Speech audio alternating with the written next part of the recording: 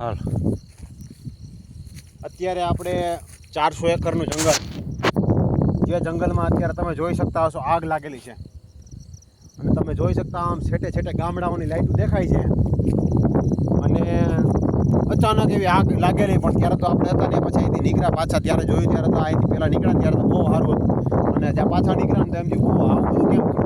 એટલે કુદરતી આ ગરમીને પ્રકોપને હિસાબે અને જે લાકડાને ગહાતા હોય ને સૂર્યપ્રકાશને જે હોય ને એના કારણે તેને આગની લાગી ગઈ. પણ એની વચ્ચે એમ થયું કે આટલી બધી આગ લાગી છે તો કેવું ભયાનક દ્રશ્ય હશે. તો મિત્રો આ લગભગ છે ને 400 એકરમાં લગભગ જંગલ છે. તમે જોઈ શકો છો વૃક્ષો છે જીવતા જીવતા પડી ગયા.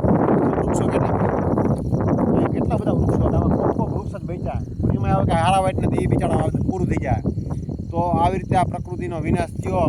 પણ આડેધડ ઝાડવા કપાય નહીં, નકર જો ઝાડવા કાપીએ તો આ પરિસ્થિતિ પ્રકૃતિનું જતન કરી અને ઝાડવાને જેમ મને બચાવીએ. ચાલો નવા ઝાડવા વાવીએ અને પાછું આપણે જંગલ માટે આપણે તો મદદ કરશું. 5 નહીં તો એક ઝાડું વાવશું, પણ ઝાડું વાવશું એ વાત ફાઇનલ છે આપણે.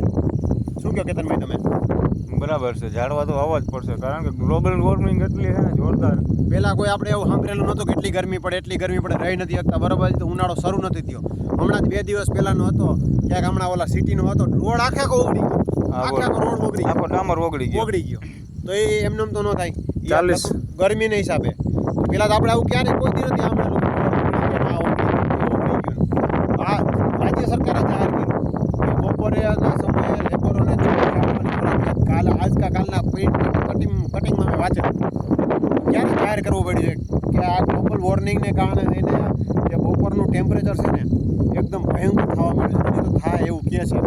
તો ચાલો મિત્રો, આપણે જો આ જંગલની પસાર તમે થતા તો અમને એમ થયું કે જંગલ તમને બતાવી દઈ. અને આ જો આખું આમ નીચે બતાવો, જમીન બરાબર બતાવજો નીચે કેટલું બળી ગયું. જો આમ જો તમને દેખાતું છે આ બળીને બધું ભસ્મભૂત થઈ ગયું છે. તો ખાસ કરીને છે ને આપણે જંગલનું જતન થાય ને એવું આપણે કંઈક કરવાનું. આપણા ઘર આંગણે 2, 5, 10 આપણે કોકને વવરાવીએ ઝાડ, વૃક્ષો વાવી ને ગ્લોબલ વોર્મિંગ સામે આપણે એમને વિચારવાનું નહીં કે આ કરશે તે કરશે. આપણે આપણાથી શરૂ કરવાનું. એટલે બધાએ પોતપોતાની રીતે કરવા માંડશે. સારા પોઝિટિવ મેસેજ ફેલાવશું. એટલે બરાબર ને કેતનભાઈ? બરાબર બહુ જરૂર છે આ. તો શું કહેવાનું થાય તમારું? આ જંગલ બળી ગયું એના વિશે શું કહેવાનું થાય? જંગલ તો બળી ગયું, આમાં કાંઈ બાકી રહ્યું નથી. હા, આ ઓલા ઝાડવા જો મોટા મોટા ઝાડવા તમે જો એને અમુક કરો જો એમાંય ખાલી આમ ડાયરું ને એવું બધું વહીતું હોય. જો બધું આખું બળી ગયું. હા પેલા શું છે કે વિદેશમાં જ આવડી મોટી આગ લાગતી જંગલમાં. હવે તો આપણા રાજ્યમાં આપણા રાજ્યોમાં કેટલા એમાં જે મોટા મોટા જંગલો હતા ને કપાવા માંડ્યા. એના કારણે થઈને ધીમે ધીમે ટેમ્પરેચર વધવા માંડ્યું. એટલે એના પહેલાં નોર્મલી આપણે 38 થી 40 ડિગ્રી તાપમાન હોય, અત્યારે 45, 46, 47 સુધી ટેમ્પરેચર પહોંચવા માંડ્યું. એટલે ઉનાળામાં તો હમણાં વિડીયો આવવાનું ચાલુ થઈ જાય ગાડીની સીટમાં તે પાપડ છે.